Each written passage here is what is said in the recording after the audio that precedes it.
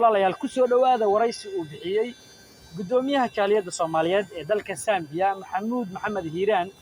waraysigaas oo ku saabsanaa dhacdadii shalay ka dhacday dalka magaalada Ndola ee dalka Zambia dhacdadaas oo kaga warbixinaya gudoomiyuhu uga waramaya BBC-da ku soo dhawaada walaalayaal waa irbadago magow oo idin dhageysi wacan shalay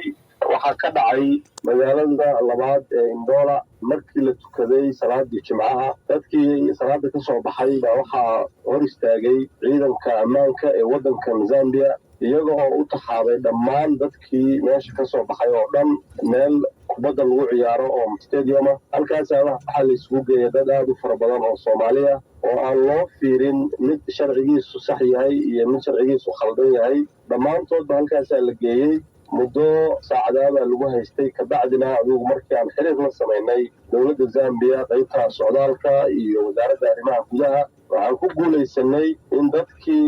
wixii haystay oo sharciga saxda ah haystay wadankaas ay ku joogeen ay dowladdu sii dayso qaarkii kale oo waqtigu ka dhacayna waxay noo qabteen in muxuu ahayd maalmaha soo socda ay sii dayn doonaan maxaa marka keenay in dowladda Zambia ay hal mar sidaas dadka u xirxirto oo markaasi ay si wadar ah ay u wada taxaabto waa wax dhici jiray oo muddo markay joogaanba ay sameeyaan inay dadka ajnabiga ah oo wadankan ku nool ay fiiriyaan warqadaha ay haystaan iyo qaabka ay u soo galeen laakiin qaabka hadda ay u yimaadeen waxay ahayd qaab ka duwan sidii hore dadka ay samayn jireen inkastoo dee weligeed dadkii horey u joogi jiray ay sheegayaan taariikh hore inay waxaan oo kale marmar dhici jireen laakiin waayahan dambe waxaa jiray is-afgarad dadka Soomaalida ah iyo dowladda wadankan ay ka dhaxeeyay oo ahaa in aan muxuu ahayd iyaga si gooni ah oo midab kala sooc oo kala Soomaali kaliya aan loo aadine sida ajnabiga kale loola dhaqmo in iyagana loola dhaqmo laakiin maadaama ay dowlad cusub dhalatay oo maalmahan oo dhan dadka ajnabiga ah oo magaalooyinka waaweyn ku nool la rabay in muxuu ahayd la ogaado waxa ay ku joogaan waxaan aad ugu malaynayaa inay qayb ka mid ah tahay ilaalinta guud oo ay dowladda cusub rabtay inay samayso dadka ajnabiga ah wadankan ku nool marka dhacdadan qabqabashada ahi ma wax ku kooban magaaladaas ay sheegtay Ndola mise waa wax dalkoo dhan ka jira ma jirto Ndola kaliya baa hadda ay ka dhacday meel kale oo ay ka dhacday midka wadanka intiisa kale Soomaalida ku nooshahay Soomaalida dhowr iyo toban magaalo bay wadankan ku nooshahay oo labada caasimadda koowaad iyo tan labaad ay ka mid tahay wax ka dhacay meel si caadi ah loo degan yahay maxay kula tahay marka in magaaladaas kaligeed lagu bartilmaameedsaday dadkaas oo marka iyada ku gaara waxaa la oran karaa magaaladaas waa magaalada ay ugu badan yihiin dadka Soomaalida ah oo wadankan degan waxaana jirta inay dadka Soomaalida dhaqan ay u leeyihiin inay hal meel ah iyagu ay degaan marka waa meesha kaliya oo ay Soomaalidu ka degan tahay magaalada Ndola oo waqtiga ay ku soo beegeen waxa ay waqti maalin Jimcaha oo salaadii duhur laga soo baxay oo dadka maamka taagan yihiin marka ma idin la wadaagaan dadka kale oo ajaanibta ah oo dalka jooga mise waa wax Soomaalida ku kooban way dhacdaa mararka qaarkood in dadka kale oo ajnabiga ah ay waxyaalahan oo kale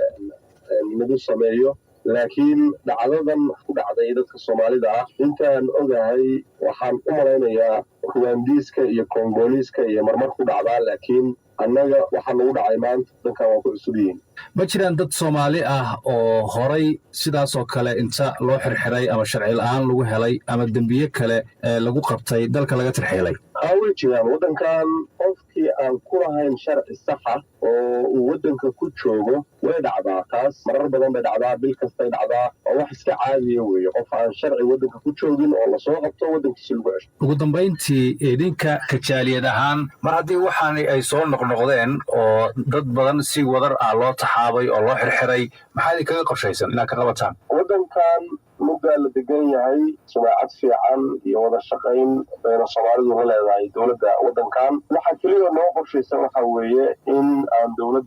cusub weeye la hadalno inaan mar dambe waxaana aysan soo laaban annaga laftigayaguna aan ka shaqayno in dadka wadanka degan oo Soomaalida ah ay si sharci ah ay wadanka ku joogaan waxa dowladdu ay ka rabto oo dhanna aanu iska hagaajino waxyaalaha noocaan oo kale ah oo annagana si gooni ah loo kusoo raacanayo Soomaalidana ahna dowladdana waa ka hadalnay shalay insha Allahna waa kala hadli doonaa haddii Rabbi idmo kaasina wuxuu ahaa guddoomiyaha jaaliyadda Soomaaliyeed ee dalka Zambia Maxamuud Maxamed Hiiraan.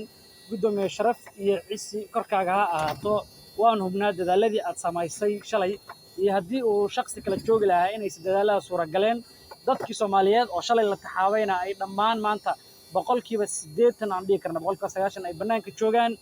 oo intii sharciyada saxda ahayd kuwa kalena ay ku daba jibid oo ilaa iyo aad kan ugu dambeeya aad la tacaali doontid baan ku rajaynaynaa. Soomaalida ku dhaqan dalka Zambia dhammaan waxaan ka codsanaynaa inay taageeraan jaaliyadooda, isku tiirsanaan iyo midowga wax lagu yahay inay midowga ka shaqeeyaan. waxaan u malaynayaa dhacdadii shalay in Soomaalidu ay wax ka wada baratay kii waxa weeye boos ahaa iyo kii shalay markii meel hal meel isku wada geeyay. marka dhammaan waxaan kula dardaarmayaa jaaliyadda Soomaaliyeed ee dalka Zambia inay hal mid ahaadaan, midowga inay wax ku noqon karaan. aad iyo aad baan idin salaamayaa.